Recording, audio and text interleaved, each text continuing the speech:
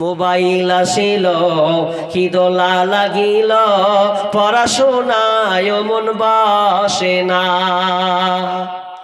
পেটে ভাত নাহি যাক, পরন কাপড় নাহি থাক। পেটে ভাত নাহি যাক, পরন কাপড় নাহি থাক, মোবাইল ছাড়া দিন চলে না।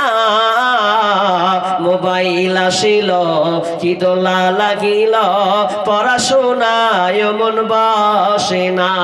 মোবাইল আসিল কি দোলা লাগিল, পড়াশোনায় মন বসে না।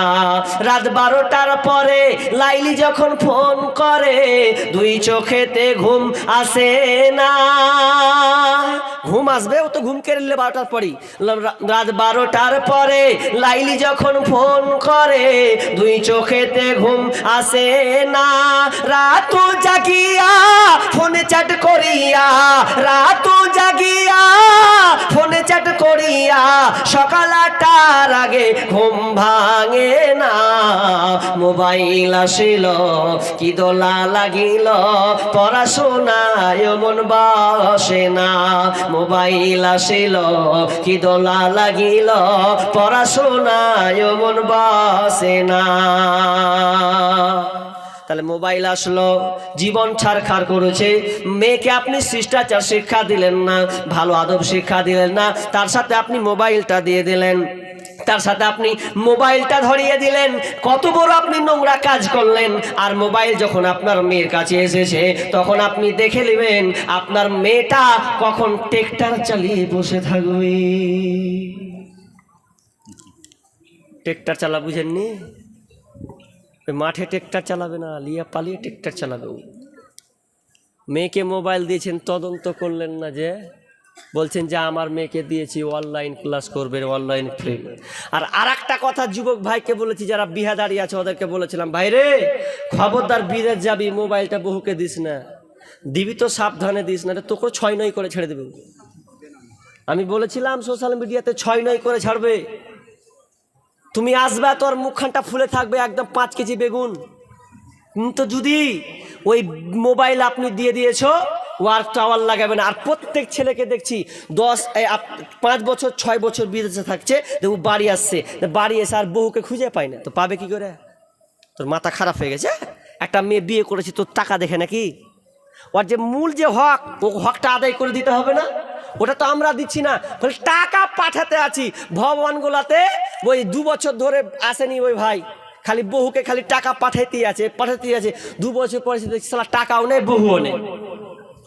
পাল্লে গেছে কার সাথে ধরে, মন টন ওর খারাপ। 2 বছর হয়ে গেছে, ভগবানগুলোর ঘটনা বলছি এটা। তো এবার খোঁজ লিয়া দেখছে যে আমার বহু গেল কুন্ডে, তাহলে কুন্ডে গেল আমার বিবি রে, কারণ ওই যে মোবাইল দিয়েছে। আর এদিকে দেওয়ারের সঙ্গে নেটওয়ার্ক লাগিয়ে দিয়েছে। তখন দেওয়ার আপনার কি করেছে, লিয়া পালিয়ে গেছে। দেখছে তেরি সালা লিয়া পালছে, তো আমার ভাই লিয়া পালালছে। 1 বছর তুমি 2 বছর থাকবে না, তো তোমার হক আদায় করবে না, তুমি বাহাদুর মনে করছো। আমি কবিতাটা লিখতে গিয়ে অনেক গাল খেলাম। বলছে যে ই কেমন বলবিবে, এগুলা গাজাল কেউ লেখে? তোর চরিত্র খারাপ আছে বলে তুই আমাকে বলছিস। একটা মেয়ে বাড়িতে থাকবে আর আপনি 2 বছর বাইরে থাকবেন, আর ওই মেয়েটা ভালো থাকবে। কয়টা ভালো হবে?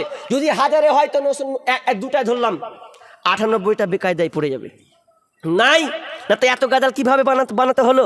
যে মোবাইলের কারণে অন্য সোনার সঙ্গে প্রেম করে আর থাকলো না, অন্য জনের সংসার করছে, করছে স্বামীর ভাত খাবো না। কত আছে, কত নেবেন আপনি? তো কত অহরহ অনেক আছে।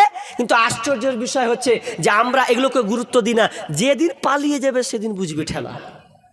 ওই জন্য আমি বলছি খবরদার, মোবাইল দিলে সাবধানে। আর মোবাইল দিয়ে বেশি বেশি করে তুমি রাখো।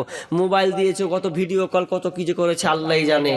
ওই জন্য আমি বললাম যারা বিদেশ যাবে, তো বিদেশ যখন যাচ্ছ বহুর দিকে একটু খেয়াল রাখিও, নাহলে অনেক মেয়ে আবার ফোন করছে জানেন, তো বলছে একবার এটা ব্যাপারে একটু বলে দেন না ওয়াজটা। স্বামীরা বাইরে থাকছে আর আমরা একলাই ঘরে পড়ে থাকছি, তো এই ব্যাপারে কোনো সমাধান নেই। আছে সমাধান। ওটা একটা গেল, ওইদিকে একটা ফোন হলো। দ্বিতীয়ত ওই ভগবানগুলার যখন খবরটা শুনলু, তো আমি করছি না, এ গাজাল বানাতেই হবে। যে চলছে সমাজে বলার কথা নয়। তো আমি বলেছি যুবক ভাইকে, যুবক ভাই তুমি 5 মাস 6 মাস